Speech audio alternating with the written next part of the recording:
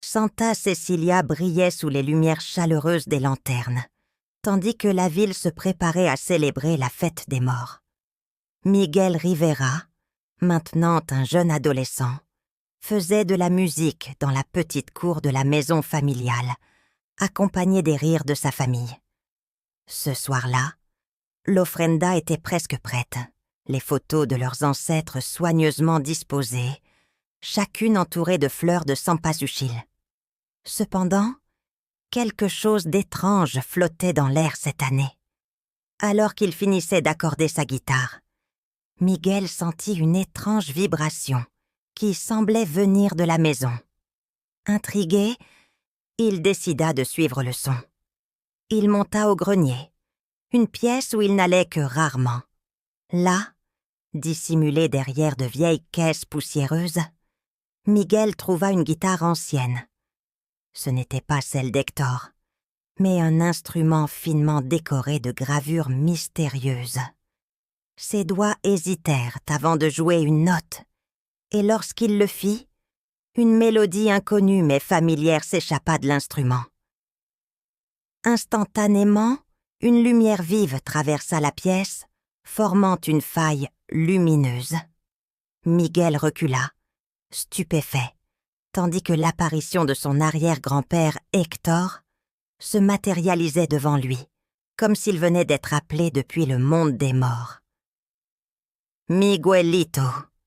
s'exclama Hector avec un sourire espiègle, bien que ses yeux reflétaient une certaine inquiétude. Hector expliqua que la mélodie que Miguel avait jouée appartenait à un ancien rival, Salvador Luna, un musicien qui avait autrefois tenté de voler sa musique. Banni du monde des morts pour ses actes perfides, Salvador était censé être oublié. Pourtant, le simple fait que Miguel ait trouvé la guitare indiquait que Salvador cherchait à revenir. Et cette mélodie était bien plus dangereuse qu'elle ne semblait. Le lendemain, à la tombée de la nuit, Miguel se retrouva de nouveau dans le monde des morts, accompagné de Dante, son fidèle chien spirituel. Il fut accueilli par sa famille, mais surtout par un Hector encore plus préoccupé. « Salvador Luna », murmura-t-il en secouant la tête. « S'il a retrouvé cette mélodie, cela signifie qu'il est près de revenir. » Hector révéla à Miguel que Salvador n'était pas simplement jaloux de son succès, mais qu'il avait découvert une musique capable de manipuler les souvenirs. Si Salvador parvenait à jouer cette mélodie complète durant la fête des morts, il pourrait effacer des souvenirs essentiels des âmes décédées, y compris ceux de la famille Rivera. Dans les jours qui suivirent, Miguel et Hector entreprirent une quête pour retrouver les notes manquantes de cette mélodie avant que Salvador ne puisse les rassembler. Chacune des notes était cachée dans des lieux emblématiques du monde des morts, protégés par des familles qui honoraient encore leurs ancêtres. Le duo, accompagné de Dante et parfois rejoint par Imelda, explora des parties du monde des morts encore plus anciennes, où des figures oubliées de l'histoire attendaient d'être découvertes. Ils visitèrent un cimetière recouvert de cendres volcaniques, où les musiciens oubliés reposaient. Là-bas, ils rencontrèrent l'âme d'un vieux chanteur, ami de longue date d'Hector, qui leur confia la première note de la mélodie. Chaque endroit qu'ils visitaient révélait des secrets sur la musique et l'histoire familiale. Ils découvrirent que Salvador Luna avait été banni pour avoir tenté d'utiliser la musique pour contrôler non seulement les âmes, mais aussi les vivants. Sa mélodie, lorsqu'elle était jouée entièrement, pouvait rompre les frontières entre les deux mondes, provoquant chaos et confusion. Mais à mesure qu'il progressait, Salvador se rapprochait aussi de son objectif. Il se manifesta plusieurs fois à Miguel, semant la confusion avec des illusions. À un moment, il fit croire à Miguel que sa famille n'avait jamais été de véritables musiciens, jouant sur son besoin de reconnaissance et ses insécurités. Miguel se retrouva face à un choix déchirant. Salvador lui proposa un marché.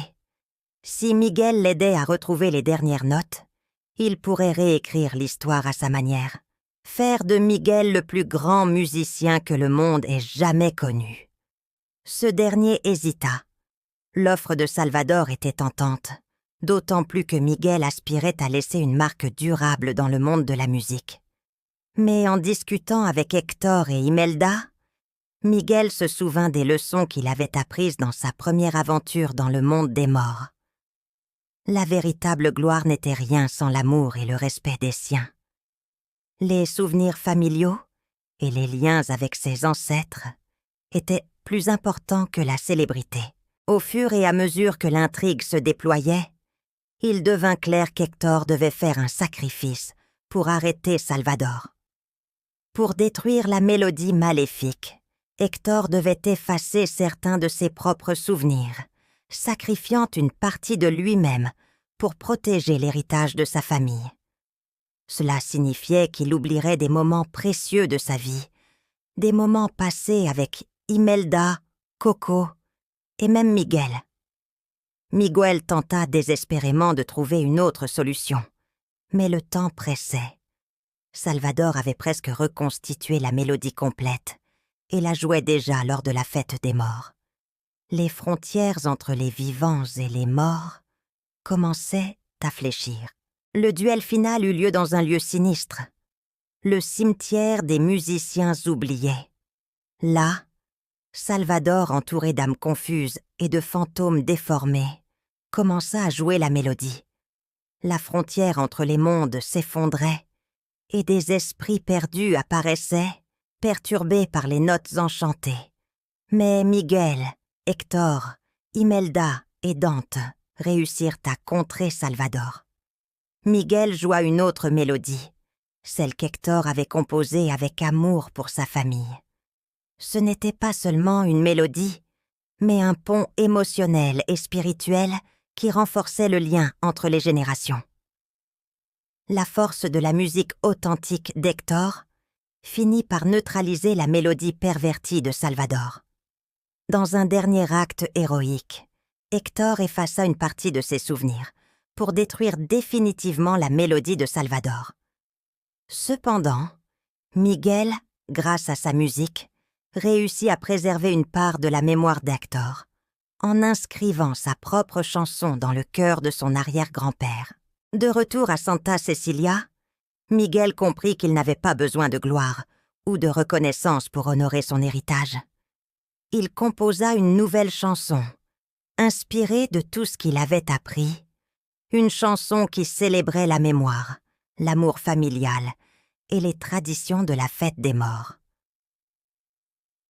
La famille Rivera se retrouva pour célébrer la fête des morts avec une joie renouvelée et une nouvelle tradition naquit. Chaque année, ils joueraient cette chanson pour rappeler que la musique et les souvenirs sont les véritables ponts entre les mondes, ceux que ni le temps ni la mort ne peuvent briser. Ainsi, l'héritage des Rivera continuait, vibrant de force et de vérité, unissant le passé, le présent et l'avenir dans une harmonie intemporelle.